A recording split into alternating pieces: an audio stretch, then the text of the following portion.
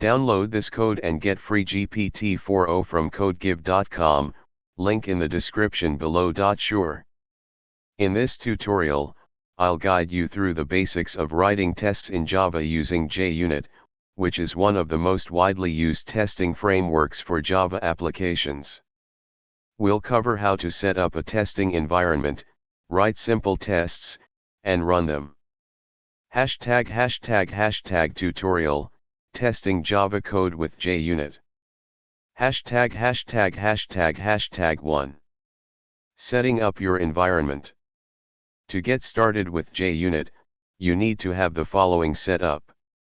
Java Development Kit, JDK, download and install the JDK if you haven't already. You can download it from Oracle's website, https://www.oracle.com/java/technology/java-jdk11-downloads.html, or use an open source version like OpenJDK. Integrated Development Environment, IDE. While you can use any text editor, an IDE like intellij IDEA, Eclipse, or NetBeans can simplify the process. JUnit library. If you are using Maven or Gradle, you can easily include JUnit as a dependency. Here's how to do it. For Maven, add the following to your pom.xml file. For Gradle, add the following to your build.gradle file. #####2. Writing your first test. Let's create a simple Java class and then write a test for it. Step 1. Create a Java class. Create a file named calculator.java. Step 2. Create a test class. Create a file named calculator-test.java in the same package or in a test directory. ####3. Understanding the test code. Annotations. At test, this annotation marks a method as a test method. Assertions. Assert equals, expected, actual. This method checks if the expected value matches the actual value. If they do not match, the test will fail. ####4. Running the tests. You can run your tests in several ways, depending on your IDE. In intellij IDEA, right-click on the test class or method and select Run Calculator Test. In Eclipse, right-click on the test class and select Run as -JUnit test.